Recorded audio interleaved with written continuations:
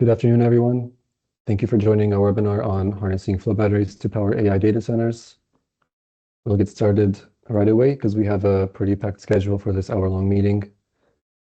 We'll have time, a short time for a Q&A at the end of this session, so please put your questions in the Q&A function. You can find it on your toolbar on the top next to the chat.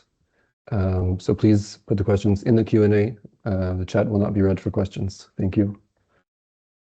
So going through the agenda, we'll start with an introduction from Kees van de Kerk, President of Flow Batteries Europe and Director of Business Development at Volterion. Then we'll hear from Parag Manesh, Director of Technical Sales at Vertiv, John Porella, CEO of TerraFlow Energy, Matt Waltz, Chief Commercial Officer of Invinity Energy Systems, and Tristan Bannon, Chief Commercial Officer of CellCube. And then with the 10 minutes or so we should have left, we'll take some questions in the Q&A moderated by Kees van de Kerk. Thank you. Next slide, please.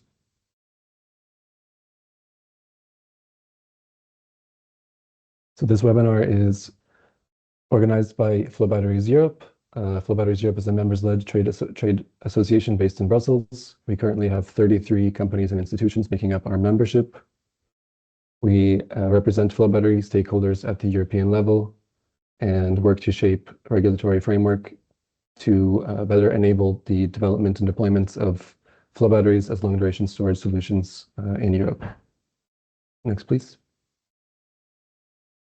Here you can see our current membership. We have 33 members that cover the full flow battery supply chain, including raw material suppliers, flow battery component manufacturers, full battery manufacturers, as well as some flow battery users as well. Today we have the pleasure of hearing from two of them, Invinity and CellCube, as well as our honored guests here in Vertiv and TerraFlow. So now I'll hand over to Kees van de Kerk, our President of Flow Batteries Europe, to give us an introduction on data centers. Thank you. Over to you, Kees. Thank you, Jesse. Good morning, good afternoon, good day, everyone. Because I don't know where you all sit, but I want to thank you all for joining this first workshop on data centers. As Flow Batteries Europe, I'm very happy to have so many people in.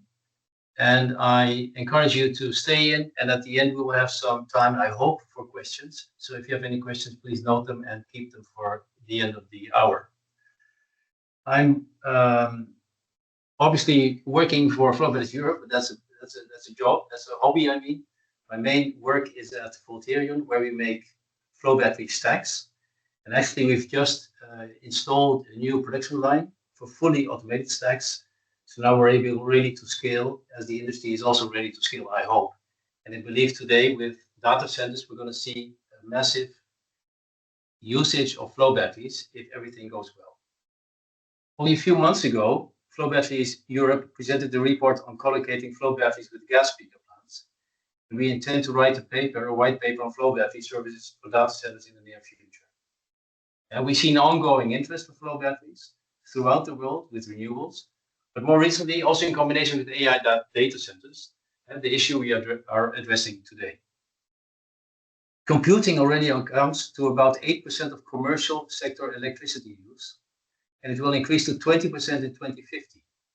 And especially data centers present a challenge to electricity grids, due not only to significant electricity demand, but also for the considerable variability of this demand. And we'll hear much more about this later, I'm sure. Managing these power flows is critical, and large-scale data centers, particularly those used for AI, have strict requirements for minimum downtime and must be grid compliant. Unpredictable load must be managed, as it is a cost, to either the data center or the network. Flow batteries can help tackle these challenges and decouple data centers from the grid. We will hear more about that later. The advantages are very clear. The advantages of flow batteries. As behind the meter applications, flow batteries add 8 to 12 hours on-site energy discharge capacity, improve price capture, offer resiliency, offer decoupling from the grid with up to 30 years lifetime. without loss of capacity or danger of thermal runaway. And safety, and we'll hear about that as well, is really important as we are talking about massive capex investments in these data centers. Like in most regions, please the next one, Jesse. Europe has also, or even the next one already. We're moving fast because we don't have a lot of time. I want to mention a little bit on the European regulation, which is impacting data centers. Maybe next one, Jesse. Yes. There are three issues where Europe is focusing on in their regulation. And we had a kind of short talk before, and I'm happy to see that Europe is moving a bit from regulation to innovation. But at the end of the day, regulation is also important. And I want to mention three of them. First of all, the Energy Efficiency Directive. This imposes mandatory annual reporting requirements for data center operators with a certain size. These operators must disclose key metrics, energy consumption, power usage, temperature set points, use of renewable energy, water usage, which is obviously also a very big issue with these data centers, waste heat recovery. The second one is taxonomy regulation. The EU taxonomy regulation is designed to direct capital towards environmentally sustainable economic activities, including data centers. And so for data centers, it lays out criteria that must be met to qualify as sustainable. And this includes obviously energy efficiency, climate change mitigation measures, and so on. But this is all regulation. The last one is the AI Act. And there's been quite some discussion on that as well, because the difficulty with these issues as AI data centers is that they're not, they're still evolving. It's not a ladder where you have a requirement, and it's a requirement today, and it's the same requirement in 10 years. And the whole AI story is still developing. So it's difficult to make regulations. And as such, that's why I'm happy they're moving more to getting the business going with innovation. But finally, about the AI Act, systems deployed within operations must comply with transparency, accountability, and safety obligations according to their risk classifications. That's what they mentioned. Makes sense. But again, I think it's very much important now that we get the industry going also in Europe. I think the good news is, and that's the next slide, Jesse, that a first really large-scale project has been announced. It's going to be a flagship project for Europe. And I believe this will really shape the future of flow batteries in Europe. People have visited it. Works have started, and it will be one of the largest operating flow batteries worldwide with a capacity, next slide, where we show the capacity of more than 2 gigawatt hours, which is really large, even for a flow battery. And it has more than 1 gigawatt in power once fully implemented. And that power, I think, is a good bridge to the next speaker, because it has to be managed carefully. And I would like to ask Parag Marish now to take over from me and to talk a little bit about the power requirements for flow data centers. Thank you.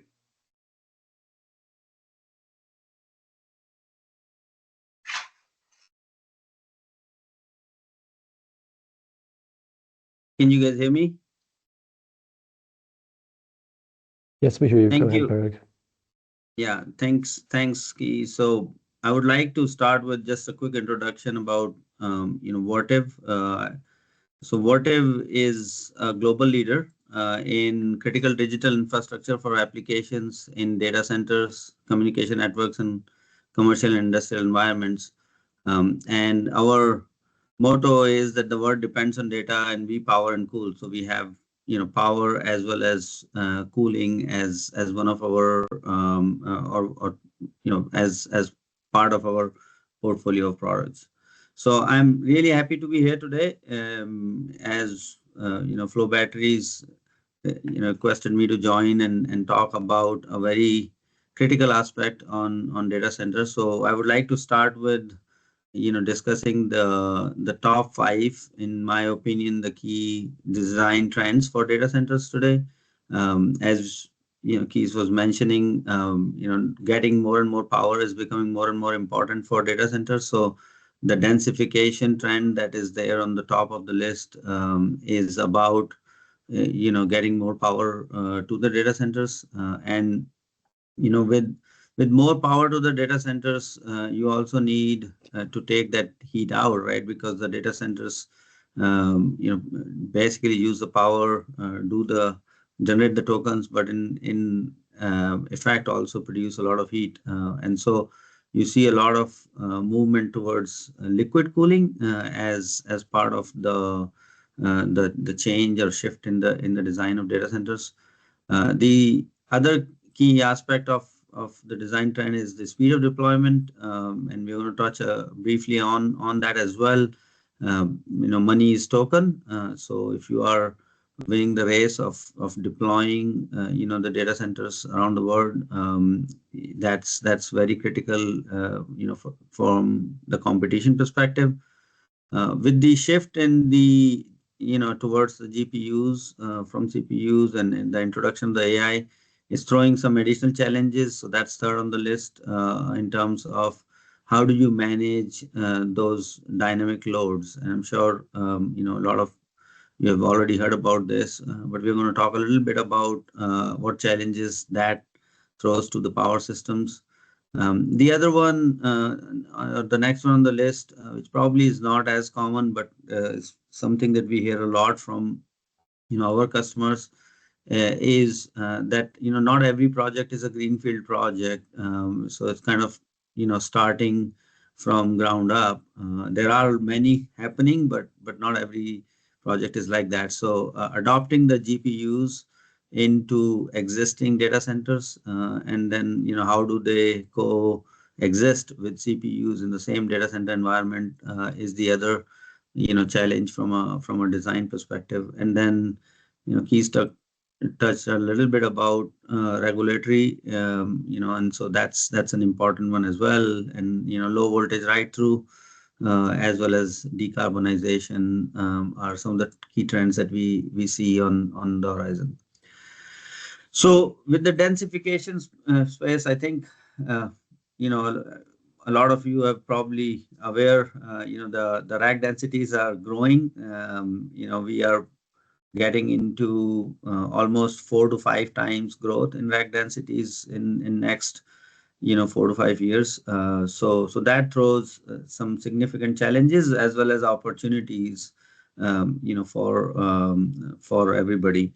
So this is a busy chart, but it kind of captures the key challenges in the space of power, which is kind of represented by the yellow line and the yellow headings. It's also the challenges to the thermal loop, which is represented by the blue loop, and you can see some of the challenges there. But then the third one, which I think doesn't get a lot of attention, but is very critical, is the logistics in terms of how are you going to deploy it, how are you going to service it, where are you going to get the skilled labor, and then the racks are getting wider and heavier. So traditionally we have seen data centers with false flooring, and can those be supported now with these heavier racks? And do most of the companies are thinking of going with slabs. So it kind of throws a different kind of challenge for how do you manage the design of it. So those are all the things that if you're thinking of a data center with the changes in the rack densities, you have to think of. If you go to the next slide, please. So this slide is talking about the impact on the data center power, just because of the AI loads. So as I said, the size is becoming bigger. Everything, you talk about rack, your busways, power distribution units, the UPSs, the switch gears, the cooling distribution units, everything is getting bigger because of the densification on the power side. The scale, with the more and more power hungry data centers, that we have seen facilities that are, or I shouldn't say facilities, but blocks, which multiple blocks make a facility, growing from as low as 3 megawatts to 20 megawatts. I mean, it used to be that we had data centers, that would be 3 to 4 megawatts. Now we're talking about blocks. The other key aspect is the always on power. So, the mechanical loads are now shifting more and more on the critical, power loads, because the GPUs, with liquid cooled GPUs, you need to cool them continuously. You can't really turn them off in case of a power outage and things like that. So the thermal loads are now also shifted on, the critical load and not just the IT loads.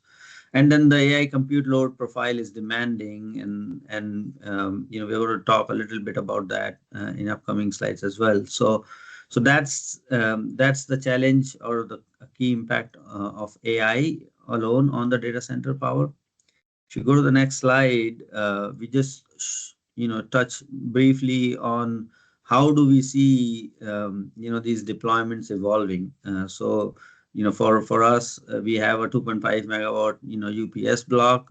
So if you look at the left top chart there, that's how the existing portfolio looks like, but it's kind of continuously moving towards the right top chart, and you can see basically the topology stays the same from the power protection perspective, but the pods are becoming denser and denser, and we are getting from a 1.25 megawatt pod to a 10 megawatt pod, based on the changes in the GPU roadmaps.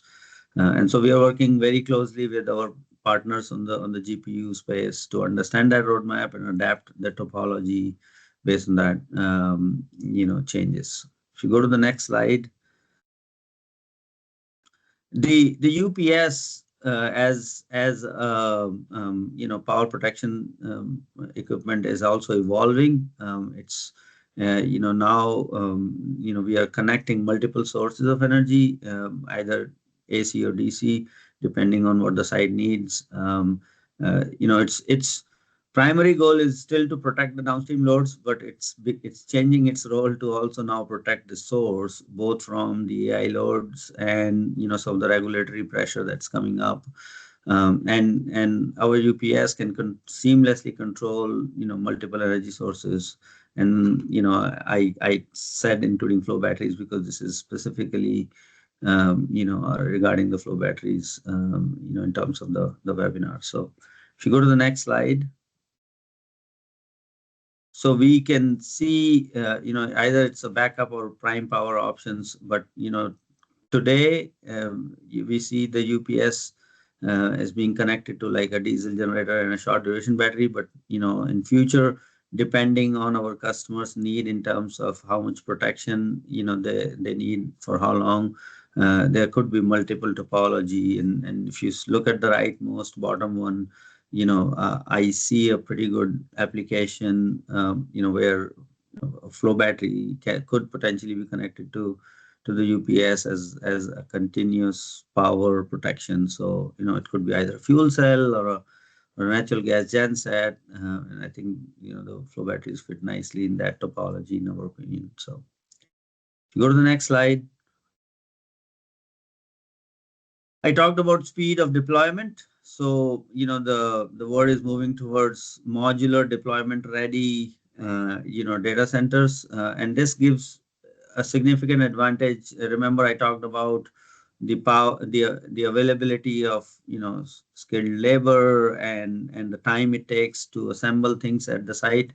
These are coming as prefabricated, factory tested units that can be deployed directly, and can be connected with any power source, in the topologies that we just discussed earlier. So it's becoming more and more relevant for the changes that we are seeing in the design of data centers. Go to the next slide. I touched on the AI dynamic load mitigation, and we have been working closely with our process partners and our customers to showcase what we call it as power smoothing or input load averaging, using the existing topology. So if you look at the idea here, the case one, which is just the backup battery only, the UPS is basically disconnecting, and when you have the AI loads uh, on the load side, they're kind of transferred into the to the source side. But if we turn on the input load averaging, we could basically independent make the load and the source completely independent to each other, and the source will only see the average load from the GPU profile, and we have demonstrated that through simulations, and I think the next slide shows some of those results as well. So we can achieve 100% load smoothing, which means that the sources will be able to work as they work today without any significant changes in terms of the design of it. So yeah, this is pretty significant. A couple of things that I would say in this space is the advantages of having this done through UPS as a power protection system is you need a device that is in series with the load and the source, and that's where you will be able to do the 100% load smoothing, because every cycle is monitored. And then the other piece is also the the ability to isolate the source and the load completely gives us the ability to profile the source side as we want, or as the source wants us to do it. So it's a pretty significant factor in designing your power plant for AI load data centers. If you go to the next slide, this is just talking a little bit about the adoption of GPUs across multiple portfolios, not only just the AI load factories, but also coexisting with CPUs. And with time, I just want to move on to the next topic. So next slide, please. And this is my last slide, just talking a little bit about the regulatory pressure. I touched on the low voltage right through, and the idea is that a UPS, which is trying to protect the load right now, will disconnect from the utility, and utility might see a significant drop on the load, because these data centers are becoming more and more significant on the utility as they become larger and larger. So there are some regulations that are being proposed and put together, and we are working closely with the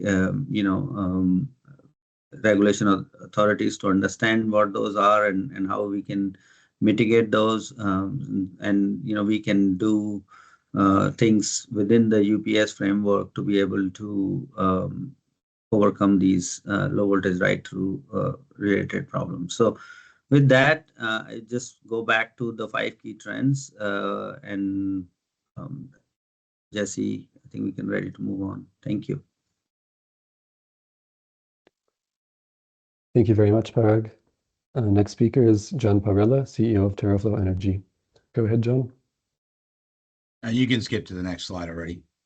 Hello, everyone. My name is John Parrella from TerraFlow Energy, and I'm going to show you a little bit different way that we're doing it with using flow batteries than what you just heard. But I agree 100% that doing it in series is the way to solve all the problems. As you saw some other curves, we're seeing very similar things. The swings that we're seeing in data centers are anywhere from a third to 80-90% of the total load swinging multiple times a minute. And that kind of millisecond fast switching is something that is causing a lot of problems that haven't been solved yet. We saw one example of how you can do power smoothing. What is interesting is that a lot of the data centers are building so fast that companies like us and Vertiv are trying to innovate as quickly as possible to solve a lot of these problems, because if you look at something like this, a lot of people are trying to implement lithium-ion batteries, or, I've heard from some very large companies, the AWSs, the Googles, the Metas of the world, putting out RFPs for a lot of the generator companies to design a generator that can handle this volatility. And they're getting crickets back where no one's answering the call because it's not an easy challenge to overcome. This volatility is not so bad when you're talking the smaller data centers. But when you start talking about, gigawatt scale data centers that we start seeing popping up all over the place in the United States and in Europe now, this kind of load swing at something that size will cause some catastrophic issues. If it's behind the meter generation, you're going to see, we've heard generators the cores being torn up in less than 12 months. We've heard lithium ion failing within less than 6 months. They're not designed to handle this kind of volatility or this kind of cycle count when you're talking multiple times per minute, not one time per day. So that's a major issue. The second thing that happens with these data centers is harmonic distortion feedback. So we're seeing a lot. There's a Bloomberg article I reference here where within a 50-mile radius around the data centers in Virginia, they're seeing harmonic distortion feedback that's affecting appliances in people's homes. And so there are ways to solve that using flow batteries. But where we differ, if you go to the next slide, where we differ from traditional design of a traditional UPS switching to something, we've created something called LDUPS for long duration uninterruptible power supply, which replaces lots of systems with a much more simplistic design using a flow battery. So what I'm demonstrating to you right now on the screen is a 500 megawatt data center hall with our battery technology using vanadium flow batteries wrapped around the data center hall. If you go to the next slide, you'll see kind of how we're doing it. We've gone a little bit different mindset for flow batteries than most people, where they're building them in Conex containers. We've built them into a building with what we call large tank format. So very, very big tanks of fluid for the duration and power skids that allow you to get to your charge discharge capacity. The reason that we put the battery so close to the building is because obviously we want to minimize transportation costs of copper runs and everything else. But this design ultimately lets you implement at a data center to where you can be on the low voltage side of the campus and be in series, kind of where you would start looking at putting UPSs. If you go to the next slide, if you look at a traditional data center campus, you have high voltage power coming in, or you have behind the meter generation that steps the power down to about 34.5 to run around the campus. You might have a switch to batteries or generation assets. And then they have 2,500 kVA transformers, like you said, that steps the voltage down to 480 or 415 volt into a circuit breaker panel.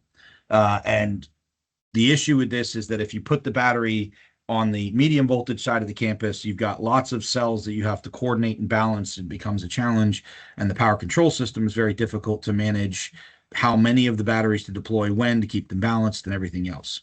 If you go to the next slide, you'll get to see a little bit different architecture, which is we put our flow battery in between the 2,500 kVA transformer, or whatever size transformer they need, and the circuit breaker panel, which means that you're running through the flow battery all the time. And this is where we differ. We have zero switching. So what happens is you have, and this is also, a lot of our IP resides around breaking up the inverter rectifier, where typically on a battery that would be one unit that would switch back and forth between charge and discharge. The unique nature of flow batteries with no thermal runaway and very little to no degradation is that we basically can run through the battery all the time. We put the rectifier on the grid or generation side. We put the inverter on the data center side, and we set the rectifier to a amp draw. And what that does is it lets the grid or the generation asset see a constant draw. So that's the smoothing. The battery is ultimately netting out at the DC bus bar.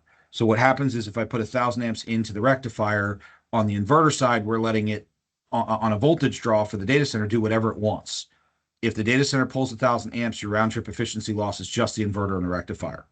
If the data center then ramps up to, let's say, 1,500 amps, the chemistry naturally will react and start releasing electrons to make up the difference between the 1,000 amps you're putting in and the 1,500 amp draw being put out. We have a white paper we just released on our website that shows how fast the chemistry can react, which is in a matter of milliseconds. So it's as fast, if not faster, than traditional switching. With that, I don't have to do any switching to allow the data center to naturally draw the 1,500 amps. If the data center then drops off because it finished its search and it wants to share with all its other GPUs, the battery notices a voltage dip and starts to charge. The low voltage ride through that's interesting with this design is that the data center never goes down if the grid drops off. And really the problem then becomes, can you keep your inverter up? And we've designed for that. So by running through the battery all the time, you don't have to switch to backup power right away. Most of the brownouts or outages that occur can be handled by the battery, because in this situation, we're putting 10 hours of duration in place. So this solution allows the battery to act as the shock absorber to all the volatility and allow the grid to see just a flat draw or a more smooth draw. We dramatically simplify the power control system of the campus as well, because we've decoupled the generation asset from the draw of the data center. So now instead of having to match or put in multiple solutions to smooth, you have one simplified solution where I can plug in any generation source that's desired, and I can be able to allow the battery to be the buffer between the two. This way, what we're doing is monitoring the constant state of charge of the battery over a period of time. And if the battery starts to discharge at all, then we increase the rectifier. And if the battery starts to increase too much, we decrease the rectifier. But I can do that over a half an hour. I don't have to be reactive instantaneously like a traditional UPS. So it's a completely different way. It's a different place of putting the battery in place of numerous systems combined together to achieve the same result. And it's really flow batteries that have the quick reaction time and the non-flammability and the non-degradation in cycles that allows this type of solution to happen. Now, there's one more advantage to this design, if you go to the next slide that we'll show, which is the data center now becomes the ability to be a controllable or responsive load.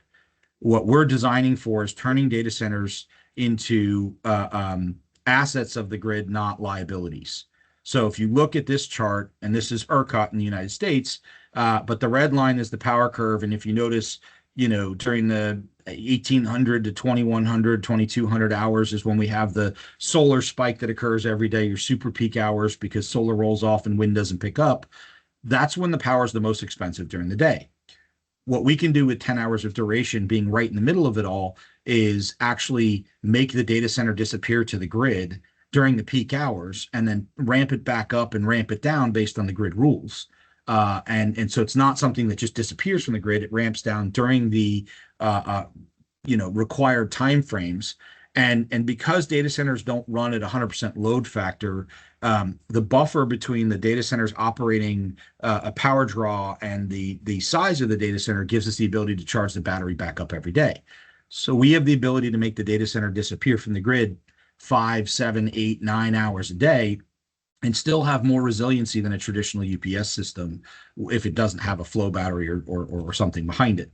And so it's a unique way of looking at it. Our background has been in the Bitcoin mining space prior to AI data centers doing this, being able to curtail load and optimize the price of power. And so using flow batteries with long duration storage, we figured out how to do it for data centers, where we turn what was a infrastructure asset into an actual ROI for the data center.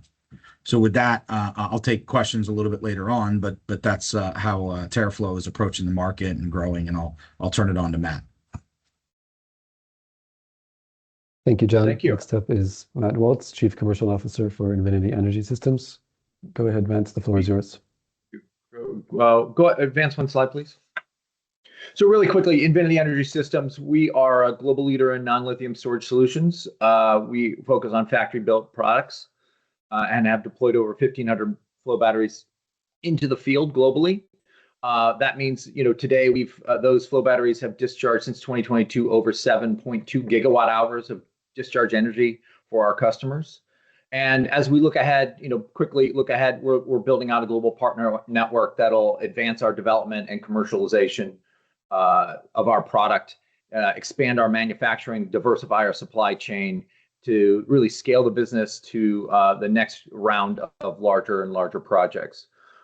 If you go to the next slide really quickly, I will just talk about our core product offering is called Endurium. It is a modular, scalable product solution. So each 8x20 shipping container in this illustration is a standalone, fully functional vanadium flow battery module. We bring 4 of them together into strings. We bring strings together behind a PCS to build an array, and multiple arrays can deliver a battery solution to a customer. So the advantages we see in this is we're factory built. We built it and designed it in a way that has low operating costs, high maintainability, reliability, and also reduces the installment costs because it's standard and repeatable in terms of how you deploy it.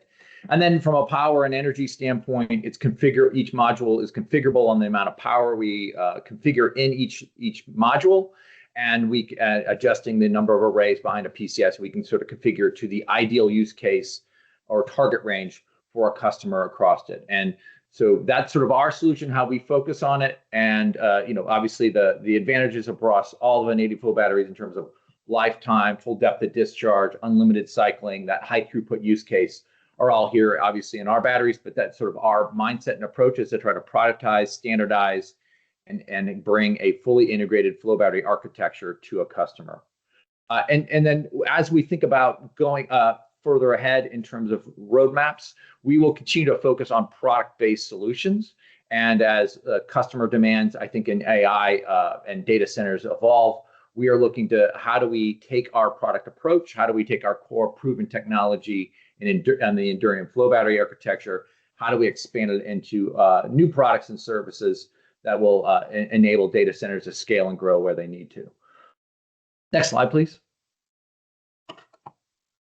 Okay, so look, I think a lot of what's on this slide has probably been covered somewhat in the last 2, so I'll just say more briefly. Look, I think it's an understatement to say the impact on AI's growth and on energy, but I think more broadly, just a number of industries. For example, NVIDIA announced their earnings yesterday for Q3. Their revenues were $57 billion. Their profits were $31.9 billion. That's $350 million of profit a day in Q3 for them. And I think so. It's no surprise that with the movement in data centers, the growth, it's not just about energy, but it's going to have a huge impact for us in our industry and the potential for flow batteries. I think we as an industry have an opportunity to really impact and help data centers grow and achieve their objectives. They have an opportunity to help us shape and grow our industry as well. And I think that's a fantastic opportunity for us and the wider the data center industry. What 2 trends we see, and others have touched on it in their presentations, is there's a massive amount of load growth, and there's different forecasts. And when I look back to my experience with working with data center companies in the past, it was more with wholesale agreements with wind and solar projects, with PPAs and solutions in wholesale markets. But what we came to realize, even 5-6 years ago, was it was hard for data center companies, hyperscalers, to forecast their actual load growth. They were always overachieving. Their demand was always outpacing their forecasts, and it was somewhat unpredictable how it was going to jump. And I think AI just adds to that complexity. So we don't really necessarily know where this load growth will go, but I think it's clear to say that there's substantial load growth is coming, and it's not just inside the industry, it's shaping the load growth of entire countries and their entire forecasts that are out there.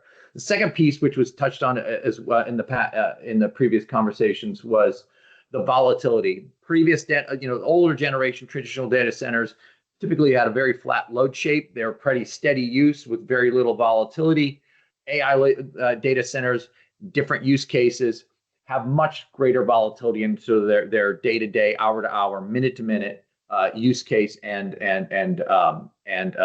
demand needs. And that combination of much much greater demand for energy and much greater volatility in how it is consumed is going to be a tremendous challenge for data center companies to deploy their systems.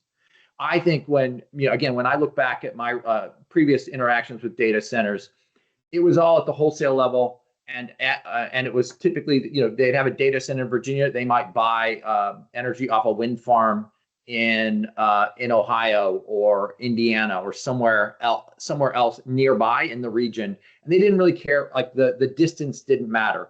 As time has evolved, financially, where they bought their energy and where they needed energy became closer and closer together financially, so that they had more predictable on costs.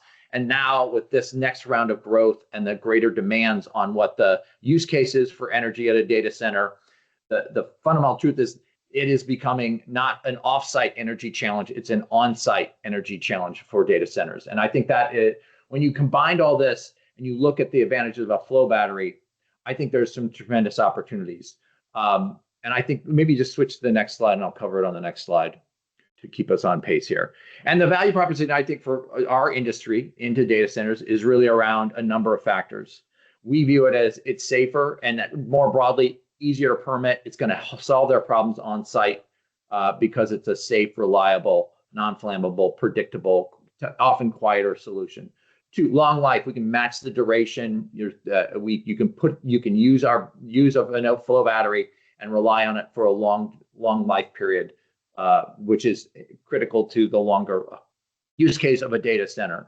Sustainable materials go beyond just conflict materials or recyclability of the materials. It's also now going to be turning into rules around foreign, like where you source it from a country standpoint, and manage tariffs and foreign entities of concern, as an example, in the United States. So the real regionalization ability and manufacturing capability of moving flow battery manufacturing closer to customers, I think, will be part of that sustainability and predictability approach. And then proven, like, again, we've done 7.2 gigawatt hours of discharge energy, proven technology in the flow battery space, proven technology in the use cases and demonstration projects that are out there. I think there's enough of that out there in the industry now that data center companies looking for reliability, particularly, will look at us in a credible way. And then finally, it's compelling economics. Our experience, just to touch on it, is super fast response times. Our response times with third-party validation our flow batteries are responding in the sub 20 millisecond response rates. We are not, like, flow batteries are not the bottleneck for responding to changes in a signal to respond to from a battery. And then it's the full throughput. What we would say is you want high throughput, and you want flexibility in what you use with the battery. Then put our batteries to work, because there's no degradation. It's a full depth of discharge and unlimited cycling. There's nothing in our contracts that's going to limit you on what you do with it. And as your use case or profile evolves, our batteries can adapt and manage that with you. So if one day you need one use case and another you want to optimize for another, the unlimited constraints of a flow battery allow you to do that. And as your use case evolves, either 1 year, 5 year, 10 years down the road, that range of dispatchability of a flow battery will be something that can add value down the road. That, I'll pass it back. Thank you very much, Matt. Next, we'll hand over to Tristan Bannon, Chief Commercial Officer of CellCube. Go ahead, Tristan. Okay, thank you. Yeah, so nice to see everybody. I'm Tristan Bannon. I'm a Chief Commercial Officer at CellCube, CellCube Energy Storage. I joined CellCube in October, the end of the month, so I probably met some of you or saw some of you at Flow Batteries North America last month. But glad to be here and appreciate FBE for inviting us to participate. So the nice thing about going last is that all of my other speakers have said all the smart things so far, so I can just focus on sort of the deltas between what they've already said and where CellCube, I think, has some differentiators, and that'll leave some time for questions at the end. I suspect many of you are familiar with CellCube, but I wanted to just quickly introduce and show a little bit about our company and our product. One of the things I'm really impressed by CellCube, and one of the reasons I came to join, is we are, I'd say, arguably, possibly literally, the longest sort of fielded battery in the flow battery space that's still operating. We've had systems in the field for 15 years, and so a lot of the data in our warranties is backed by independent observation. So when we say 30 years, when we say 30,000 cycles, we can kind of back it up and say, this is actually, you can go visit the site, you can kind of see it working, still working after all these years. I think most of you are probably familiar with the features of flow batteries and vanadium flow batteries, so I won't focus too much on that, but CellCube has been, we've been a company for about 20 years, 25 years.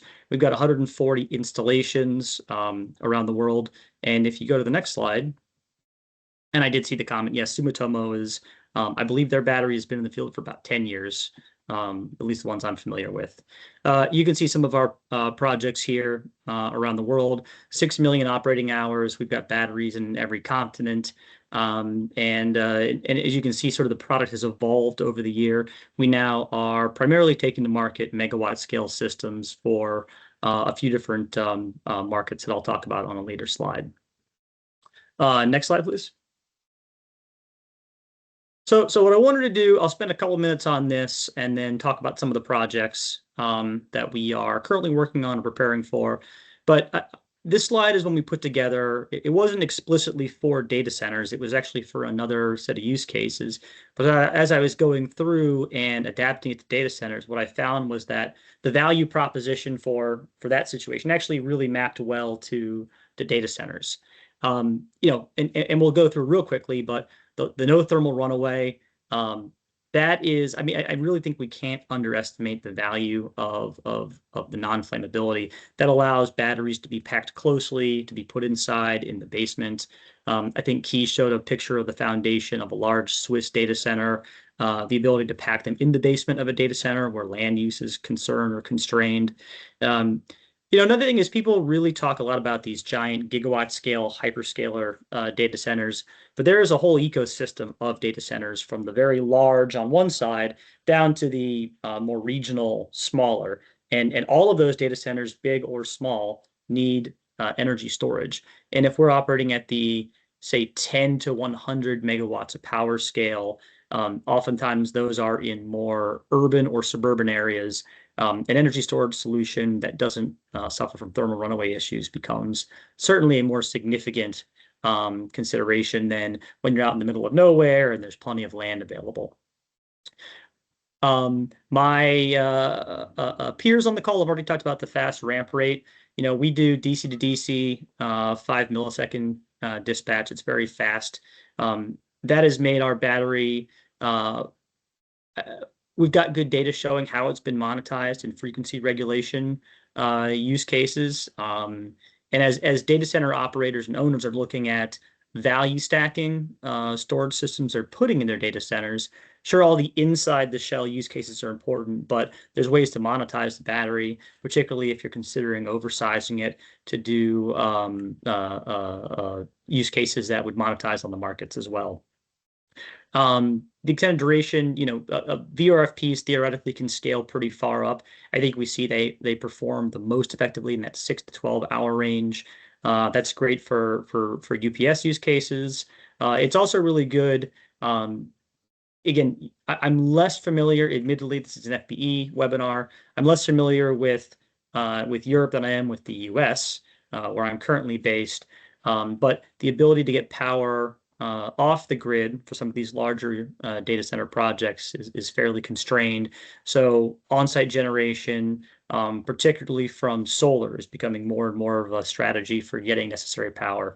So affirming those renewables from solar PV power plants, turning that into base load, that's an area where VRFBs and CellCube's VRFBs in particular can be really useful. The modular incremental design. You saw a picture of our battery on a previous slide. Everything is in standard 40-foot shipping containers, very easy to commercially manufacture and transport and then get onto site and installed. We typically can do installation in a couple of days, depending on the site. We talked about the degradation already on previous speakers. And then I think, again, the value proposition, particularly for a data center that's being financed over a longer period of time, you need to make sure that your CapEx, particularly for storage, is going to align with the financing terms of the project. And so having an asset that has 25 or 30 years, 30,000 discharge cycles, warranty, so you don't have to recapitalize your battery. If you have like a lithium-based system, every 8 to 10 years at best. That's an area where you get a lot of inquiries, and so you can have a lot of conversations. So next slide, please. So Keys and the team wanted us to talk a little bit about some ongoing projects. Unfortunately, I can't get into a whole lot of details, particularly for some that are covered under NDA. But I wanted to do is just show a little bit about how we look at the market, how we go to market, and really there's four key thrusts. It used to be three, but frankly, data centers has grown so substantially in terms of demand signal that it's its own dedicated tier now, whereas it previously was under commercial and industrial. But we have really four market thrusts, and this really cuts across the EU as well as the US and the Americas. But defense and critical infrastructure, data centers, commercial, industrial, and utility. What I've done in the middle there is I've sort of documented some of the use cases. There's definitely overlap before, but certain markets like defense and critical infrastructure, energy resilience is their burning platform. Whereas commercial and industrial, while that's important to them, they really need to have a way to monetize the asset and get their money back. And we've got some opportunities that we're currently performing on that we are bidding towards. It's an active market. I probably am not saying anything very unique here, but the challenge will always be, at least for the next few years, it's not convincing them to buy CellCube instead of another VRFB. It's making the case about why an investment in this technology makes sense in the use cases that we've lined up, and we think that lines for compared to a lithium-based system, which is they're so vastly commercialized and penetrated. But the nice thing is there are a lot of, I think our customers are becoming more educated. They're starting to understand the nuances, and they're starting to see the drawbacks for lithium-based ESS. And so that's opening up lots more conversations and lots more opportunities for technologies like vanadium flow to get a toehold and to grow. So with that, I'd like to leave some time for questions, because I'm sure everyone on the line here has lots of burning questions. So I'll go on mute and hand it back to our moderator. Okay, Tristan, thanks very much. Thanks to all the speakers, by the way. I think we're not doing too bad on time. Great, but we have some 7 minutes left. So is there any hot question someone wants to ask right now? If not, I'd like to. I've been reading the Q&As passing through, and I have a few questions. One is on the economics. We haven't touched that too much yet. It's always been a bit of an issue with flow batteries, as we have not scaled the way the lithium guys have done their business in the past years. So our costs on average are quite a lot higher. What I liked in your story, John, and I see your video on already, that's good, is that you are not only looking at it as a cost, but also as a revenue generator. Would you be able to give us some more information on how you see the business case with the flow battery combined to a data center and the way you do it? Sure. So we've been really trying to pioneer driving the price down as much as possible. I mean, between all of us, the vanadium is the price of vanadium. That's not a real differentiator. And so a lot of what we've been doing is working on trying to design for larger scale. Our skids right now, our power skids are about 1.25 megawatts, and we think we're going to be able to get that to 2.5 megawatts per skid within the next 12 months, which is a huge differentiator for the industry. And being able to go large tank format also saves a lot of money and lowers the price per kilowatt. If it weren't for the AI data centers driving demands you know, that's enabled us to really drive the price down for manufacturing. We're building right now 2 gigawatt scale manufacturing facilities in Texas. And that's allowing us not just to manufacture ourselves, but a lot of our subcomponent manufacturers are standing up on campus as well, minimizing transportation costs of all the subcomponents to make these things, which obviously attributes to the cost of the battery. I think the most difficult logistic for flow batteries in general is moving the chemistry to the site, because the volume of chemistry you need in order to be able to do long duration. So that becomes challenging because you can only, at least in the United States, transport so much weight on a roadway. But we're working on innovative ways to be able to build on site or build next to. I mean, some of these data center campuses are so large now that we're building factories right next to the campus to minimize cost. And the campuses are so big, they'll keep those factories busy for 10 plus years. So data centers are driving the demand for us to now really ramp this up. Partners like yourself, Kees, with standing up manufacturing of some of the critical components so that that's not something that we have to take on and we become more of an integrator, has helped to drive price down. I think the biggest thing also is now starting to get bankability or starting to get, I mean, data centers are going to create the bankability for our batteries for sure, because most of the data center projects were a very small portion of the total project. And the way they're getting funded, the power infrastructure is more important than, and getting online faster is more important than, you know, return on investment. We've been able to get the price of our flow battery design down, competitive with lithium ion, especially in the United States where you have IRA tax incentives. When you are able to make a data center into a flexible load, you actually can take the IRA tax incentives for the battery that would have been just a cost. So you get cost savings there. And if the data center is willing to allow you to arbitrage in the market, instead of just resiliency, the savings, at least in the United States and ERCOT, for example, are they're massive. You know, the ROI in the battery is a matter of a couple of years, not, you know, forever. So we've been able to get it cost. Sorry, in that sense, just a linked question. That's to bankability. Maybe just a short yes/no answer. Will you use banks to fund your first project? Or will you be able to use a bank to fund your first? We've taken a little bit of a, because then I'm going to move to step back on bankability, just because really it's more the data center's problem than it is ours. We believe that flow batteries really are the only solution for AI data centers, that lithium ion, we've seen multiple instances now where people put in lithium ion and had to rip it out. If you look, there was an article about in South Korea about a lithium ion battery catching on fire, and they had to bulldoze the batteries out of the building so the whole data center didn't catch on fire. So we don't believe lithium ion is going to last very long, although they're pushing it right now because it's more bankable. I don't believe, you know, that they will be the ultimate solution. When you can look at a flow battery and put it in for the same price, you know, and not have to replace it, and not have the thermal runaway or the insurance costs. So, yeah. So that's the short yes/no answer. Thank you. But on the bankability, Matt or Tristan, would you be able to say something? Because I still believe that if you really want to grow, this market is going to be big. You know, no one's going to be able to fund this purely from third parties. We will need banks. How do you see the bankability issue? And I think, Terry, thank you for mentioning that. It was a good question.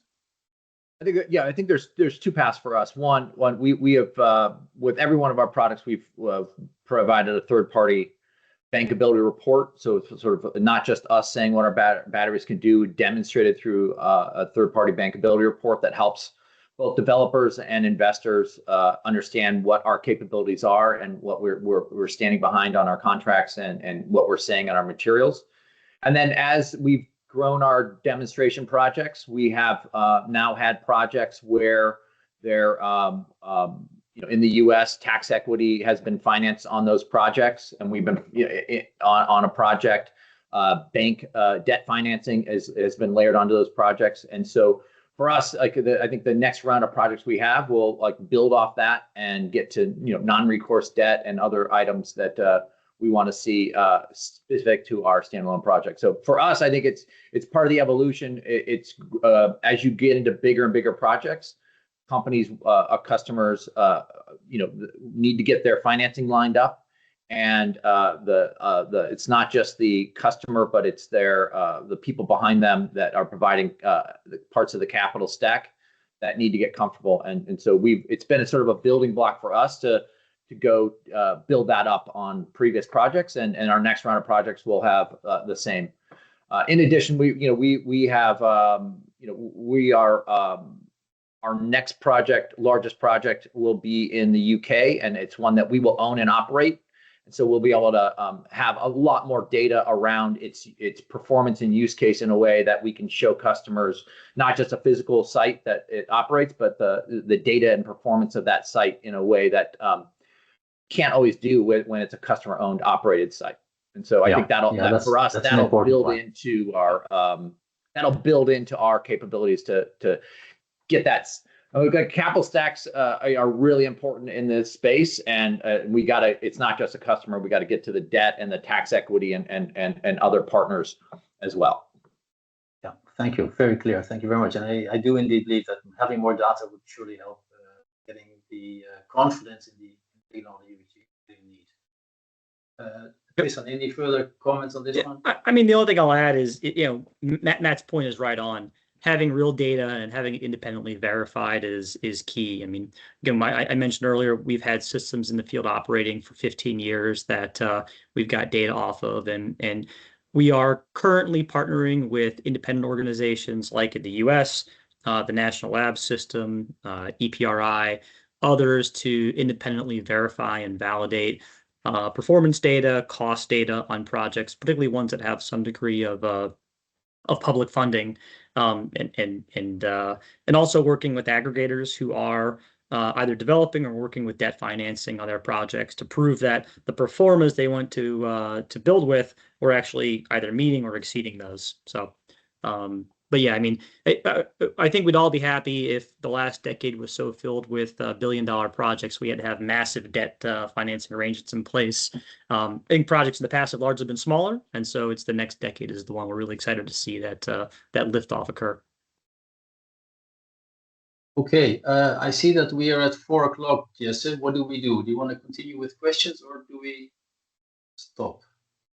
What's your proposal? Yeah, we are a few minutes over time. We still have quite a lot of people watching at the moment, so maybe we can just give, let's say, 3 more minutes to wrap up at 4:05 and give a final word to each speaker.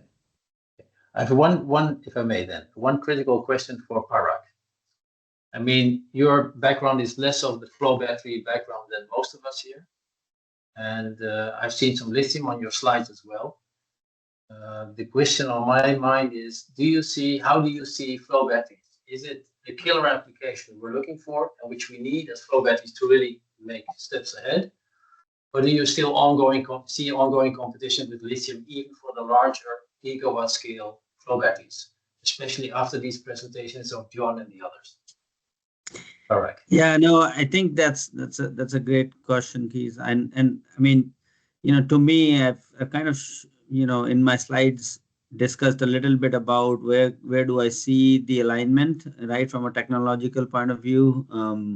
The key question that you asked previously is the big one, right, to be able to answer. So I'm glad to hear the other speakers talk about we have data, we have information to look at and do that TCO comparison on the footprint side. There's obviously some significant advantages, like John mentioned, on the safety and the ability to discharge, which is quite relevant too. So I see nuggets of technology being a very good fit, and then some of the questions that still needs answered with the maturity that we are expecting in next few installations. So we're going to get the answer from the market, and at the end, it's the market that's going to decide. I think that's always true. And yeah, just let me say, because of time, let's have 4 more short remarks from the speakers as a kind of final moment of truth for you guys. Yes, so I'd like to John, please start. So what I find interesting is everybody talks about maturity, yet the evolution of these racks and the density of these racks and the cooling is moving so quickly that I argue that the market doesn't need to be mature to get into the data center world. We've actually already got 5 gigawatts of data centers committed and more coming. We're being inundated with data center demand right now. I think it's more of just education than it is anything else. Flow batteries have been around for 40 years. They're already mature. That's one of the reasons is, when you start looking at vanadium flow batteries. So I think this whole, are they bankable? You can get loans for flow batteries today. We've already seen it. Debt service is out there. It may not be non-recourse, but you can get debt service and you can finance these projects. There's thousands of megawatts of flow batteries installed throughout the world today now. So it's already a proven technology. It's already been around and running for 15 plus years in the cell cube space. So I think it's really less of a proven technology and more of an implementation to show how it's the better option and educating the marketplace. Data centers are enabling us to do this at scale today. And allowing us to get to scale will drive price down and allow us to compete with lithium ion, although competing with lithium ion is not that hard considering they're catching fire and failing themselves. So I think this whole, batteries have to be more proven is an excuse more so than anything else, because so many things are adapting and evolving so quickly in the data center world to get to the scale and the density they're talking about that everything is brand new and nobody knows what they're doing. Thanks, very clear answer, and I really appreciate it. And I think you're really a nice example of a company bringing us forward. Good to hear, and keep on going. Matt, may I ask you for some final words? Yeah, absolutely. I think that to build off what John said, I think what's so exciting about the industry right now is the use cases that are a good fit for flow batteries to differentiate themselves and add real value in a way that other technologies like gensets and lithium batteries cannot, is very exciting. And we're like seeing much larger opportunities today than we were 2-3 years ago, both in sort of standalone battery storage and long duration energy storage programs across the globe, and very large behind the meter solutions. I think from our standpoint, when we talk about proven, we talk about the flow battery architecture that we built. It's not just knowing how to build a cell stack. It's not just understanding the electrolyte or BMS. It's bringing all the components together in a fully integrated, proven, reliable way that will work on the first day and work on 10, 15 years later as well. And so when we think about the R&D and efforts we put in and understanding that a proven flow battery architecture, we feel very confident that when we talk to customers, that is a differentiator for us.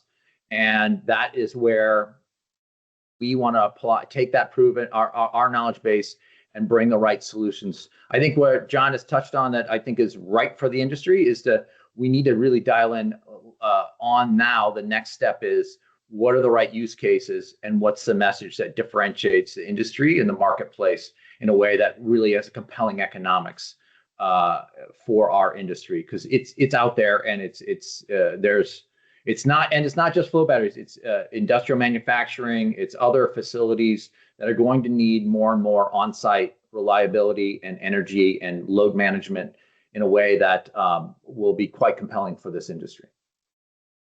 Matt, thanks very much. And I'm sure with the Infinity background and all those years of experience, you'll be able to bring us forward. Then Parag, any last thoughts from your side as a, let's say, I really want to thank everyone. No, that was it. Okay, thank you. Then the last word, Tristan, is for you. Tristan, are you still on? I believe he has a short break. That doesn't matter. Then I would like to thank all the speakers for their Sorry, Keith, I think presence. Parag still had one more point to make. Sorry. I think Parag still had one more Oh, point to Parag, make. sorry, did I interrupt you, Parag? I'm sorry. No, that's Oh. okay. I was just also thanking everyone for the opportunity, and one thing that I said, right, we are open, welcome for new technology advances, and data center world definitely needs it. So this is very exciting to be part of the forum, and hope to have continued discussion with this. Yeah, and I certainly hope to see a flow battery in one of your data centers soon, Parag. Huh? Let's give it a try. But again, thanks everyone for the presence, for the preparations, presenting.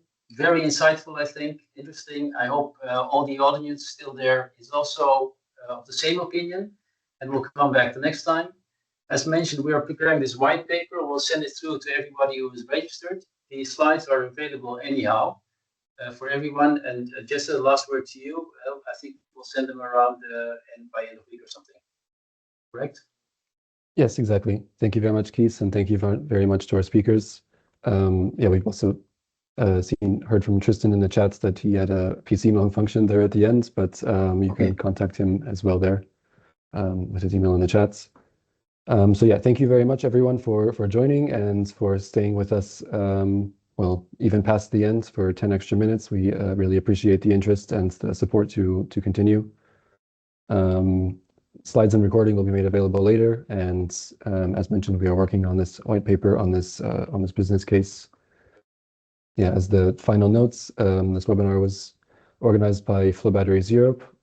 Yeah, if you're at all interested in the flow battery industry and anything was interesting that you heard today, then please feel free to look us up. You can find our websites.